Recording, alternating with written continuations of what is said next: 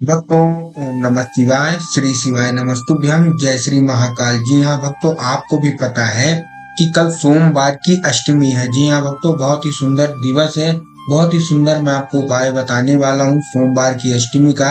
ये सोमवार की अष्टमी ही क्यों? पूज्य गुरुदेव से बहुत सारे लोगों ने ये सवाल किया कि गुरुदेव, महादेव का तो सारे दिन होते हैं, पर सोमवार की अष्टमी ही क्यों? तब गुरुदेव ने बताया कि महाशिवरात्रि को जैसे इतनी सारी पूजा की जाती है, क्यों की जाती है? क्योंकि उस दिन भगवान शिव और माता पार्वती का विवाह हुआ था। ठीक वैसे ही जो सोमवार की अष्टमी होती है, उस दिन भगवान शिव और माता पार्वती का मिलन हुआ था। तो सोमवार की अष्टमी महाशिवरात्रि से कम नहीं है। तो आज की इस वीडियो में मैं आपको वही उपाय बताने वाला हूँ। आपने बहुत सारे उपाय करके थक गए, लेकिन मनोकामना पूरी हो नहीं रही है। आपका कर्जा बहुत बढ़ गया है, माता लक्ष्मी की कृपा हो नहीं रही है, आपका बच्चा पढ़ता नहीं है, कोई ऐसी बीमारी है जो कि ठीक होने का नाम ही नहीं ले रही, तो ये वीडियो आपके लिए ये है, ये उपाय आपके लिए है। पूज्य गुरुदेव की ही कथा सुन के और बहुत अच्छे से समझ बूझ के आपको बताने का प्रयास करूंगा। तो वीडियो पूरा बने रहे। चैनल पे पहली बार आए हैं तो वीडियो को लाइक करके चैनल को सब्सक्राइब कर लें, ताकि पूजनीय पंडित प्रदीप जी मिश्रा की जितने भी नए नए उपाय मैं उनकी कथा से श्रवण करता हूँ, सबसे पहले आपको प्राप्त करा सकूं। 31 चावल का उपाय है।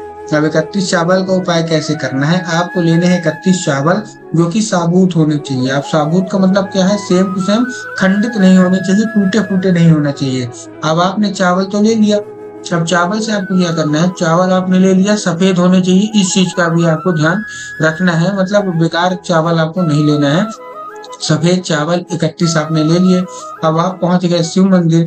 1 लोटा जल भी लेके आपको जाना है इस उपाय में, ये भी ध्यान रखिएगा। अब आपको 1 लोटा जल में वो 31 चावल के दाने डाल लेने हैं और श्री शिवाय नमस्तुभ्यं का जाप करके आपको जाना है शिवलिंग के पास। ठीक, जल जो आप लेके जाएंगे लोटे में, वो ध्यान रखिएगा कि वो जो जल है वो घर का ही जल हो, बाहर का जल ना हो। पूज्य गुरुदेव कहते हैं कि अगर आप अपना घर का जल ले जाते हैं तो उसकी ज्यादा महत्वता है। तो आप कोशिश ये करिए कि अपना घर का जल ही लेके जाएं शिवलिंग पे। अब 1 लोटा जल ले लिया और उसमें से चावल डाल दिया, पहुंच गए शिव मंदिर। अब दक्षिण दिशा की ओर खड़े होके, दक्षिण दिशा क्या होती है? जहाँ जलाधारी होती है उसके जो विपरीत होता है उसी को बोलते हैं दक्षिण दिशा। तो आपको वहां खड़े होके कुंदकेश्वर महादेव का नाम लेके, कौन से महादेव का नाम लेके? भगवान भोलेनाथ का एक सुंदर सा जो नाम है वो है कुंदकेश्वर महादेव। तो आपको कुंदकेश्वर महादेव का नाम लेके आपको वो जो जल है वो अर्पित कर देना है शिवलिंग पे, और अपनी जो भी मनोकामना है वो बाबा भोलेनाथ से मांग लेनी है।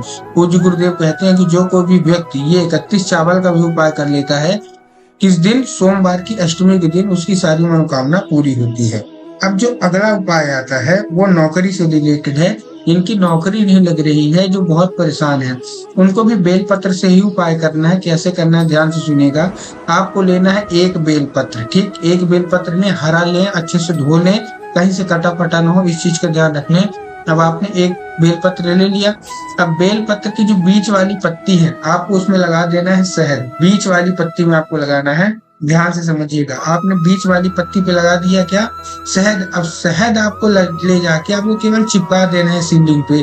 कौन सा नाम लेके? तुमरुका माता का नाम लेके। कौन सी देवी माता है हमारी? तुमरुका माता। उन्हीं का नाम लेके आपको जो शहद है वो, जो आपने मतलब बेल पत्र लिया है, जो शहद लगा के आपको वो चिपका देना है और अपनी जो भी मनोकामना है वो मांग लेनी है।